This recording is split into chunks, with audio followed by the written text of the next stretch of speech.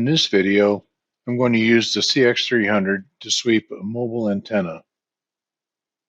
First, I'll go to the grid and select our network analyzer. And I'm going to choose the VSWR. So now we'll do some configuration. We'll go to this menu bar, and I'm going to set this for a start and stop frequency. I'm going to set the start frequency for 100 megahertz, and I'm just going to sweep to 1 gigahertz.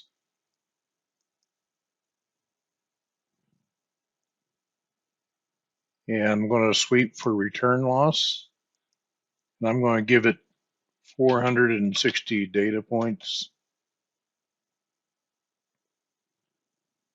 And that's pretty much all I got to do to configure this. So I'll close the menu. And with nothing connected, I've got a 0 dB return loss selection up here. I'm using the default cal factor, which is factory calibrated and should be good. If a calibration is required, it comes with a short open load cal kit that can be used to recalibrate it. But right now, I'm going to connect my cable from my mobile 800 meg antenna to the RF output port on the CX300. And I can see the return loss across here. And I'm going to do something with markers. I'm going to select markers. And I'm going to set a horizontal marker, turn that on. And I'm going to set this for minus 15 dB. So we kind of like, or I kind of like to see my antennas where they're being used have a return loss a bit more than 15 dB. So I can see that kind of falls, in this area. And if I like, I can zoom in on this a little bit. I can click on this section and it'll take me right to an area where I can change. I'm going to change this to 5 dB per division, which magnifies this a little bit.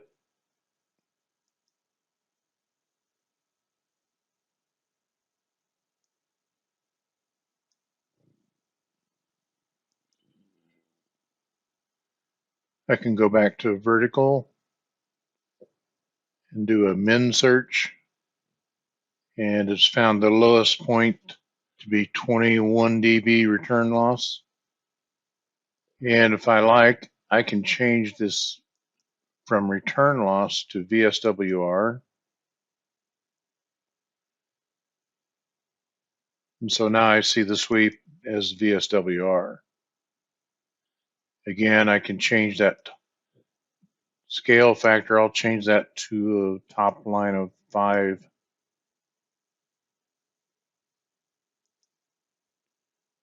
So now I'm seeing the VSWR is 1.2 to 1 at 882.352 megahertz.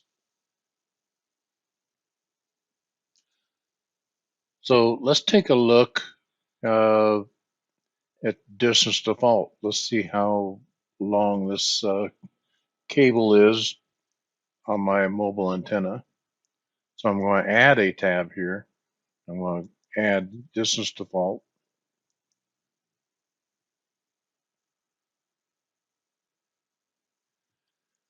And I'm going to come into the configure screen here. And I'm going to select a cable type of RG58A. This gives me a pre-configured velocity factor and a loss per 100 feet at 500 megahertz.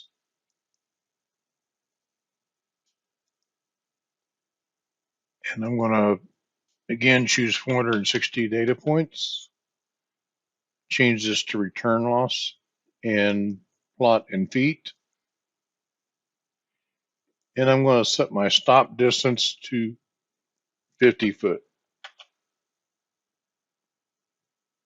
And let's just take a look at that.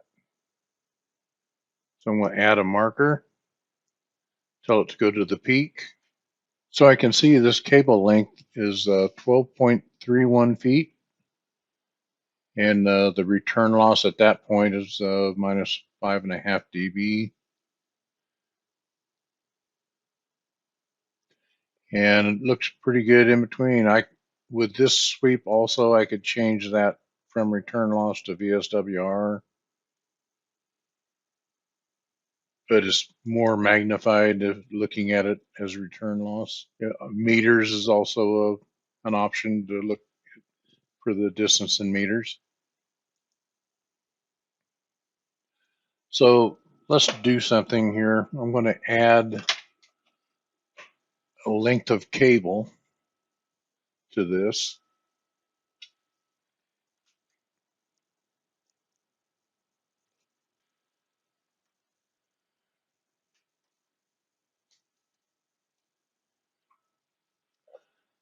So I'm going to use my markers now. Now my total length is 15.8 feet. And if I move my marker back to this peak, that's showing me it's around 3.5 feet. I can hit peak search to get right on that.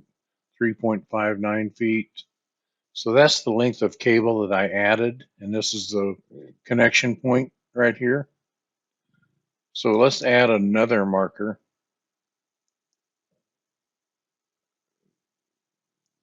And I'll move marker 2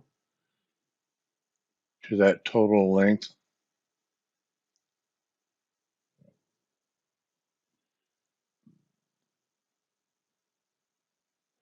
And now let's look at a marker table.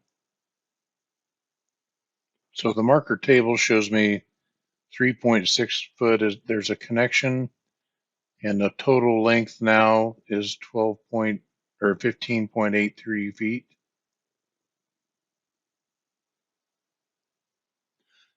If I go back to the marker menu and if I choose marker 1, I want to change this marker mode from normal to delta. So it's set a marker at the, set that as a 0 distance. Now as I move it, it shows me that that distance is 12.19 feet from where I enabled the delta to where I moved the marker to. So from the cable I added to the end is 12.19 feet. Now to document that, I'll just hit the camera, do a quick save. So I saved that screen. And that's all there is to testing an antenna.